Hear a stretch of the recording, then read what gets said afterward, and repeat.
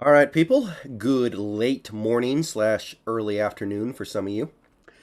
It's time to take a look at some snap counts from the most recent Seahawks game. We are a couple of days late on this one, but we still got to look at them. And we've got a game coming up not too long here, so we got to power through all this stuff. We got to get through all the data before we get to Thursday's games. So let's have a look here, see what we can learn. Right off the bat here, when we start taking a look at these snap counts, we're going to see something troubling. We're going to see a big problem. We're going to, first of all, the first half of the problem is the total number of offensive snaps, 54. 54. The only game this year where we had fewer snaps on offense was Week 5 against the Saints. And in that game, the reason why we had so few snaps was largely because we just kept scoring so quickly. We had massive production in that game. Now, we still lost that game. It still wasn't what you want, but I don't think the lack of snaps on offense was really the big problem there. In that game, the offense just blew up. In this game, you can't really say that. So 54 snaps, that leaves your team in a pretty bad position. And that's half of the problem. We'll get to the other half of the problem a little later in this video, but let's continue to go through with the offense here. Running backs, look, things are hard right now, right? You got no Penny, got no Walker, got no DJ Dallas, so you've got limited options. However, I don't know if the solution is to give basically every single snap to one player. Travis Homer played 49 snaps. And I get it. He's the only running back that you really like that is currently on this team. He's the only running back that you have that was originally intended to be part of this team's offense this season at all. I get that. I get it. But man, can't you mix things up a little bit? I mean, Travis Homer's coming off his own injury, by the way. He didn't even play the previous week, I don't believe. Yeah, he didn't play against the Rams. And now suddenly you're giving him 49 snaps? I don't know if I like that. Not that that's what cost us this game at all, of course. But 49 snaps to Travis Homer, I gotta believe there was some way you could have distributed things out a little bit better than that. So he gets 49, Jones gets 5, and Nick Bellore actually gets 2. So I don't know. It's a tough situation. I'm not going to get that upset about it because I get it. Like it's really it's a bad spot to be in, but 49 snaps to a running back who usually doesn't see more than 25, I think you could have done a little better.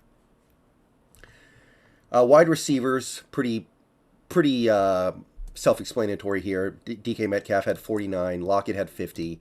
Props to Metcalf, by the way. I know he's playing injured. I know he's trying to tough through some stuff right now, so him actually staying out there for 49 of 54 snaps is impressive. And he had a pretty decent game. He had the one drop, but he made some other catches. He had the touchdown catch.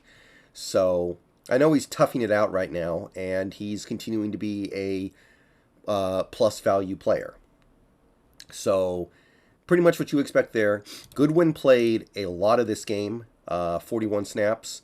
And I said this in my post-game video, he may have been our best player, so we needed every one of those 41 snaps. I don't know why this team has fallen in love with the 3 receiver sets as much as they have when they had so much success using their tight ends lately, but for this game, you would say it probably paid off just because Goodwin was so productive. He made some very impressive catches too, by the way. Derek Young, 2 snaps, and Treadwell had 4 snaps, and that's it for the receivers. Goodwin is another guy who's playing through injuries right now as well, I think. So the fact that he's able to get out there for such a high percentage of the game is big. It means that we don't have to put so much on a guy like Treadwell. It means you don't have to put so much on a guy like a Derek Young who they just can't offer you that much. So really good stuff there from those guys. I like it. Tight ends, not as much as I would have expected. Fant played 30 snaps, so a little more than half the game. A little less than I would have expected. He ended up with no catches in the whole game, which it's kind of a reflection of him, but it's also a reflection of the game plan. I'm a little surprised that we didn't decide to utilize tight ends a little bit more in a game like this. In fact, I think we had a combined 3 catches for our tight ends in this game. So, not much for Fant. And really not very much for Will Dissly. He played 21 snaps, which is a low for him on the season. So I don't know where this comes from. I don't know if maybe we just saw something we were trying to exploit here. I don't know if we were just looking at this game as the kind of game where we want to use a lot of receivers, but it had some success, I guess, but not great success. So I'm wondering where this idea came from. 21 snaps for Will Dissly just feels low when he's a good all-around tight end. Colby Parkinson played 17 snaps. Percentage-wise, that's roughly in line with what he's gotten this year. Maybe a little bit less, but not significantly. So, I don't know.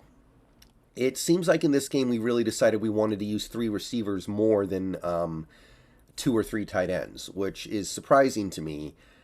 But I'd be interested to know what the reason is for it, because it didn't work great, but it also didn't work badly. Offensive line, the most interesting thing here would be that Phil Haynes actually outsnapped Gabe Jackson by 4 snaps, 29-25.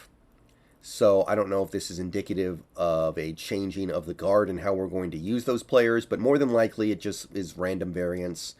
So Phil Haynes, 29, Gabe Jackson, 25. All the other starting linemen played every snap. So pretty much what you've come to expect there. Not a whole lot going on. I guess we're going to continue to use the rotation at right guard. I'm not crazy about it, but I also have to admit that neither guy is doing a great job asserting themselves as being the better option. Defense. Okay. And this is the problem here. This is the problem we have. 72 snaps on defense. So we're getting outsnapped by 18. 18 more snaps on defense compared to the offense. Yeah. Really hard to win a game when you're getting outsnapped by that much. So you've got 72 snaps on defense, which, I mean, we've had some games this year where we've faced more snaps, but not that many. And it's a big problem. It is a big problem when your defense is getting worn down like this, especially when you're short on men, right? Like, look at the defensive line here. Poona Ford plays 48 snaps, which is almost a season high for him. Well, outside of the game 2, the 49ers game, where we had Shelby Harris go down and we had multiple linemen who were inactive and we just kind of had to force people out there. But 48 snaps for Poona Ford is probably too much, especially in this defense where he's not that effective. You've got Al Woods playing 20 snaps because he gets hurt in the second quarter and has to leave and doesn't come back. And it just leaves you in these bad situations where you don't have very many defensive linemen. You don't really like the defensive linemen you have. And you're stuck playing these two-man fronts. Now, I still say you need to put more linemen out there. The ones that you have, you need to put them out there and just live with the results. But at the same time, it wouldn't be as big a problem if you could just get off the field and not play 72 snaps on defense. So 32 snaps for Brian Monet, which I think is indicative of how much we don't think a lot of Monet, right? Because in a game where Al Woods gets hurt early, you would expect Monet to be out there for like 50 snaps, especially when you don't have Shelby Harris. But no, he plays 32 snaps. That's how little you think of him.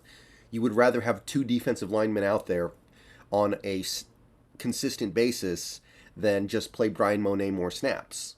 This is the moment where this is kind of like, this is his opportunity to prove that he's a good player in this league, and instead he just doesn't get to play that much. So clearly we don't think much of him. Quentin Jefferson played 40 snaps, which is a lot more than he played the previous week, but roughly in line with what he's done in most games this year. Miles Adams plays 16 snaps, and that's another good example. We're missing 2 of our key, maybe our 2 best defensive linemen. Miles Adams still barely plays. LJ Collier, 21 snaps. He barely plays. This was a great opportunity for some of these guys to play a lot and make a big impact in this game, and instead they don't even really get the chance to. They still play spot duty. I think it's just very indicative of the fact that these guys are not good, or at least this coaching staff doesn't think they're good.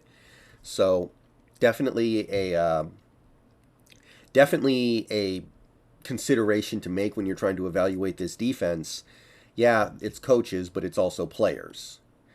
Edge rushers, you've got Darrell Taylor played 12 snaps, which I don't want to say that Darrell Taylor is back in my good graces yet, because he's not. But this is a little bit weird to me. He played well against the Rams. He was one of our best players against the Rams, and then you cut his snaps for this game. And by the way, in this game, I thought he played fairly well as well. He had 2 pressures, including a sack in this game. And yet he at this point, he's basically just picking up garbage snaps. I don't really know what's going on there, but while I will admit that Taylor's been a huge disappointment this year, I don't totally understand why we're just abandoning him. Like, some people would say because of the run defense. Well, your run defense is already terrible. What's the damn difference? Okay? You're not playing him, and you still can't stop the run. So what's the difference? Meanwhile, a guy like Uchenna Nwosu's playing 58 snaps. Of course he's going to get tired. Of course, he had a game today where, on Sunday, he played a game where he was not very productive. I wasn't that impressed with him, but that's what's going to happen when you're playing a guy this much. This whole year, we've been overworking Nwosu. And, of course, he's going to wear out. To the point where I don't know what we're going to get for the next 4 games. I just don't know. And you've got young legs on the bench like Boye Mafe. Boye Mafe, 18 snaps. I don't really know why you would cut his snaps to this degree. He played an extended stretch of football where he was getting 25 to 35 snaps a game, and he was playing okay. I don't know why suddenly he's just losing all his snaps. I know he's not a great player yet, but he can do some things well, and at this point, he's one of your best run defenders in the front 7, and you can't stop the run. If that's your concern, then you should be playing Mafe at least probably double what you've been playing him over the last couple games. Meanwhile, you're giving Bruce Irvin, a guy who was on the couch 2 months ago, 56 snaps. And I'm not going to say he played a bad game either, but it's what I'm saying. Give these guys a chance. So those are your edge rushers. This is just very out of whack to me. It seems like we basically decided we're going to play Nwosu and Irvin almost full time, which I understand that they're your better run defenders. I understand that you trust them more, but right now it's not like it's helping you. Your defense is playing like it's one of the worst defenses in the league. So it's not like it's producing positive results. So I don't understand what it's going to take for this to flip, but it needs to flip. Inside linebacker, Brooks plays every snap, which is expected. Barton plays almost every snap, which I think teams have kind of figured out that Barton is bad, and he's they're basically running formations where they force where they force the Seahawks to keep Barton on the field at all times, where they can get him on the field by running, jumbo sets, only having 2 receivers on the field, and going run heavy, where the Seahawks feel obligated to get the second linebacker out there, and you get the results that you do.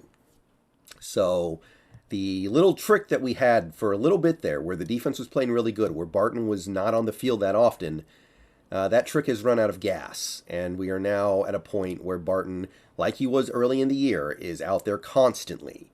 And I don't know if there's a way to scheme out of it. At this point, though, I would seriously say, why not just not play him no matter what?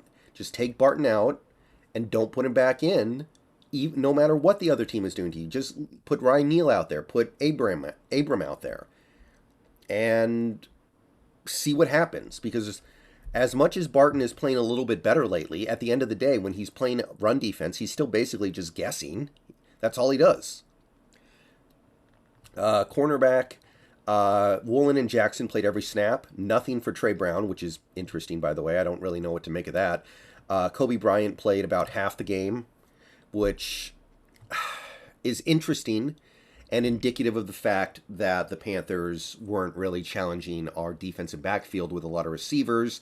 They wanted to just run the ball on us, and who boy did that ever work. So the blueprint's out. Just force the Seahawks to keep Barton on the field, and you're going to get good results. But I don't know why Trey Brown didn't get to play it all over Jackson. Not that it would have made a big difference in this game, but I do wonder what's going on there. And Ryan Neal plays every snap except for one at safety. Quandre Diggs plays every snap, and we saw a little bit of the backup safeties. 2 snaps of Tabor and 4 snaps of Abram. And that's it for your snap counts. I will see you guys later today.